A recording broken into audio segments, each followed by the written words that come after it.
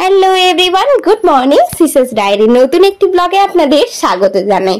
আপনাদেরকে অল্প একটুখানি আমার রিসেপশনের যে অ্যালবামটার ক্লিপিংস দেখিয়েছিলাম, আজ আপনাদেরকে ওটারই পুরোপুরি ভাবে দেখাবো।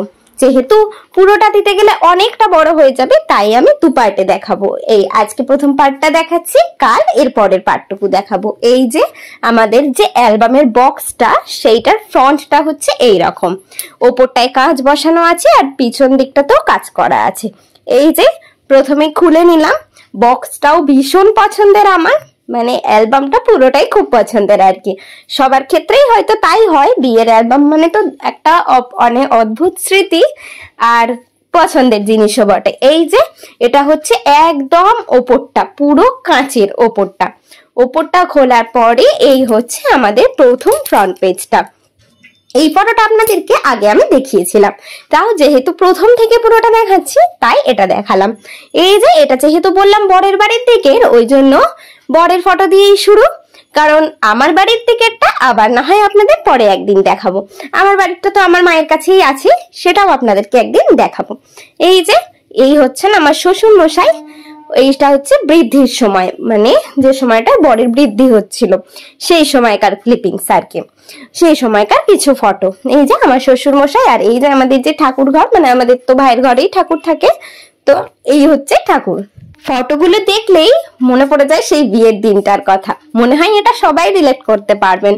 আমাদের তো সবে নয় 3 বছর হয়েছে, কিন্তু যাদের হয়তো অনেক বছর হয়ে গেছে তারাও রিলেট করতে পারবেন যে ফটো দেখলেই মনে হয় বিয়ের সময়কার কথা। এইগুলো হচ্ছে আমার পিসমশাই, আর বাকি সকলে আমার ভাই হয়। আর এই যে প্রত্যেকজনই আমার ভাই হন, সম্পর্কে সবাই আমার দেওর হন। আর এ হচ্ছে আমার ভালো মামির ছেলে, আমার বরকে আশীর্বাদের জন্য এসছিল, আর আমার মেচকা এসছিল আশীর্বাদ করার জন্য। এই যে মোটামুটি সকালের পর্ব শেষ, এবার হচ্ছে বর বলিকা বাঁকড়া হতে যাবে। তার আগে ভালো করে মায়ের আদর টাদর খেয়ে নিচ্ছে, কারণ এইবার তো বলিকা বাঁকড়া হবার সময়, মানে হচ্ছে বিয়ে করতে যাবে। এই যে একদম বর রেডি, এই হচ্ছে আমাদের নিত কনে, সরি নিত বর, আর এটা হচ্ছে আমার শাশুড়ি মা।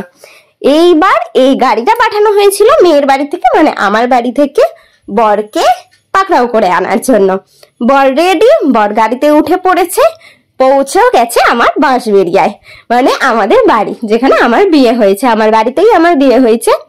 দিয়ে বর গিয়ে প্রস্তুত বসে পড়েছে। আমার বিয়ের দিনই রেজিস্ট্রি হয়েছে, আমার বিয়ের লগ্ন ছিল রাত 12টার সময়, তো অনেক রাত, যেহেতু অনেকটা তার আগে সকলের সাথে আড্ডা ফাড্ডা দেওয়ার সময় পেয়েছি, কিন্তু বিয়েটা বড্ড বেশি রাত করে হওয়ায় খুব ক্লান্ত হয়ে গেছিলাম। আর বেশ ঠান্ডা ঠান্ডা ছিল সেই সময়টায়, শীতে যেন প্রচন্ড কাঁপছিলাম, মনে হচ্ছিল বিয়েটা হয়ে গেলেই যেন শান্তি হয়। এই যে সকলে ক্লান্ত, আমার জাম্বুও পুরো ক্লান্ত, যে এত রাত্রি করে বিয়ে, বসে পড়েছি বিয়েতে। তারপরে এই যে এটা হচ্ছে একটা আলাদাই আনন্দ, সবাই মিলে একদম কত যে উঁচুতে তুলেছিল তার ঠিক নেই, কত ব্লাশ করছি দেখেছেন, স্বাভাবিক বিয়ে বলে কথা, ব্লাশ তো একটু করবই। এই যে সবাই মিলে তুলে ধরেছে, কে কত উঁচুতে ধরতে পারে, এই হচ্ছে ওদের আনন্দ। অবশেষে বিয়ে সম্পন্ন হলো। আমাদের সিঁদুরদান পরের দিন হয়, আমাদের দিনের দিন সিঁদুরদান হয় না। এই নিয়মটা আমার মোটে মোটে মোটে পছন্দ নয়। বিয়ের দিনকে সিঁদুরদান হবে, কত সুন্দর লাগে সেটা না, কিন্তু না, আমাদের নিয়মে বিয়ের দিন সিঁদুরদান করতে নেই, বিয়ের পরের দিন আমাদের সিঁদুরদান হয়। এই যে সব কমপ্লিট হওয়ার পরে গাঁট ছোড়া বেঁধে টেঁধে আমাদের যে পুরুষ ছিলেন আমাদের বাঁশবেড়িয়ায়, আমাদের একদম চেনা, তিনি সব ফটো তুলছিলেন। এই যে বললাম আমার জাম্বু একদম ক্লান্ত হয়ে বসে আছে, পারলে প্রায় ঘুমিয়েই পড়ে, সেটাই স্বাভাবিক। আমরাও বিয়ে করতে করতে প্রায় ঢুলছিলাম, মানে অত রাত্রিবেলা আর পারা যায় নাকি, সারাদিন না খেয়ে দে মোটামুটি প্রায় ঢুলে পড়ে যাওয়ার অবস্থা। জাম্বু ডাকছিল যে ওই মন্ত্রগুলো পড়, অর্ধেক মন্ত্র বোধহয় আমরা ভালো করে বলিনি।